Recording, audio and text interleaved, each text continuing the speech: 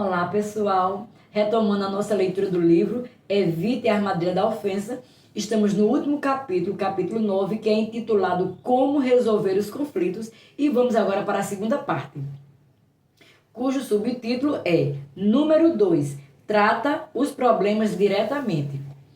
Paulo tratou diretamente o conflito, enfrentando assim os problemas, em vez de fugir deles. Em sua própria vida, a partir do ponto de vista bíblico, você não pode resolver as desavenças a menos que esteja disposto a enfrentá-las e não se esquivar delas. Porque muitos guardam a ofensa, quando seria bem mais abençoador e benéfico para eles o ato de lidar com o conflito, se possível, evitar a ofensa e livrar-se completamente dela. Uma razão é: eles estão submetidos à carne, a qual sempre motiva o homem a insistir em seus próprios direitos e no próprio caminho. Consequentemente, esse tipo de pessoa guarda consigo, com veemência, tais conceitos como: eu fui maltratada, tenho o direito de me sentir assim depois de tudo o que sofri. Submeter-se à carne também motivará a pessoa a justificar seu comportamento em vez de se arrepender. Mostre-me alguém que jamais admitira quando estiver errada, e irei mostrar-lhe uma pessoa que está andando pela carne e não pelo espírito. Quantas vezes ouviu alguém dizer que queria resolver um problema, porém não estava disposto a enfrentar as situações reais, especialmente se quaisquer dessas questões declarassem suas faltas ou fizessem algum tipo de mudanças em sua vida? Se você está envolvido em um conflito e sabe do seu envolvimento, admita sua participação na criação da desarmonia. Enfrente o problema diretamente. Ainda é de bom tom dizer: desculpe-me quando erramos. No caso de Paulo e da igreja de Corinto, o apóstolo expôs o problema de modo claro para eles: a ninguém corrompemos.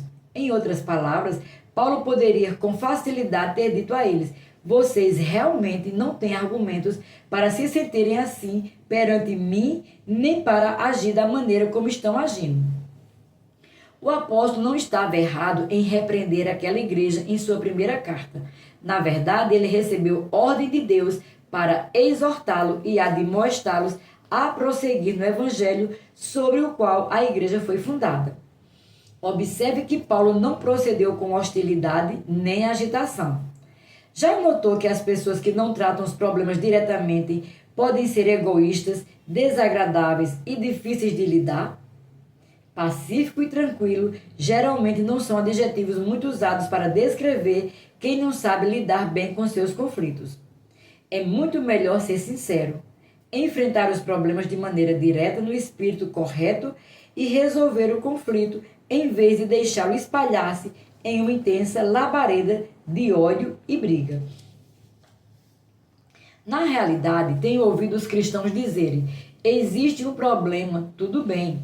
No entanto, vou tratá-lo pela fé. Vou apenas confiar no Senhor. Se temos fé no fato de Deus irá ajudar-nos a resolver um conflito, então por que não acrescentar obras à nossa fé? Veja Tiago capítulo 2, verso 17 ao 26. Por outro lado, podemos orar até ficarmos roxos de raiva e nada acontecerá se não agirmos segundo a verdade que conhecemos. É bom orar e pedir a ajuda do Senhor para resolver um conflito. Entretanto, juntamente com a nossa convicção, precisamos fazer algo. Paulo resumiu um bom conselho em 2 Coríntios, capítulo 7. No segundo versículo, ele incentivou a igreja de Corinto: recebei-nos em vossos corações. O apóstolo estava impulsionando-os a se abrirem para o que ele tinha a dizer. No versículo 8, ele declarou: porquanto ainda que vos tenha contristados com a minha carta, não me arrependo. Era preciso tratar daquele assunto. Paulo tinha de escrever-lhe diretamente para o bem deles, mas creio que o Senhor tratará disso. Alguém pode declarar: não, Deus não agirá em seu favor até você cooperar com ele no processo. Isso quer dizer que quando fizer sua parte, certamente o Altíssimo fará a parte dele. Se você escolher lidar com o conflito de acordo com a Bíblia, indo ao encontro direto da questão, não há garantia de que a outra pessoa ou outro grupo participará de modo igual e com o mesmo entusiasmo. No entanto, caso eles não ajam assim, você não deve sentir-se mal se o relacionamento não for restaurado. Apenas você pode decidir que atitude tomar em uma situação como essa. Se escolher lidar com o problema de acordo com os padrões bíblicos, descansará na certeza de ter feito o que é certo. Claro, essa atitude não funciona em conflitos entre marido e mulher, a menos que a esposa esteja sendo abusada fisicamente. O casal nunca deve desistir de tentar resolver o problema e restaurar a paz e a harmonia. O grande propósito de Deus é que ambos convivam em total unidade, glorificando o nome do Senhor e realizando grandes feitos ao orarem juntos, em concordância, para que a vontade e as bênçãos do Pai sejam manifestas na vida deles. Mateus capítulo 18, verso 19. Número 3. Não condene. Em 2 Coríntios capítulo 7, depois de Paulo dizer: concedam-nos lugar nos vossos corações, ele acrescentou: não digo isso para condená-los, já lhes disse que vocês estão em nossos corações, para juntos morremos ou vivemos. O versículo 2 e 3 na versão NVI.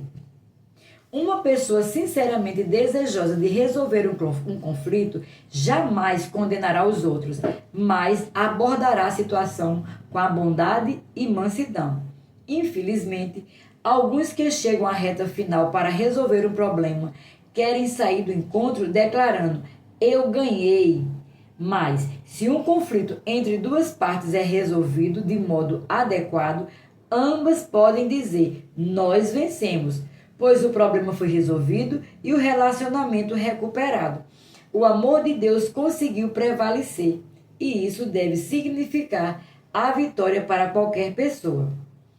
Quando grupos seculares, a exemplo de patrões e sindicatos, resolvem um conflito e firmam um acordo, os dois lados, de modo geral, ganham e o relacionamento entre ambos permanece em paz e praticável.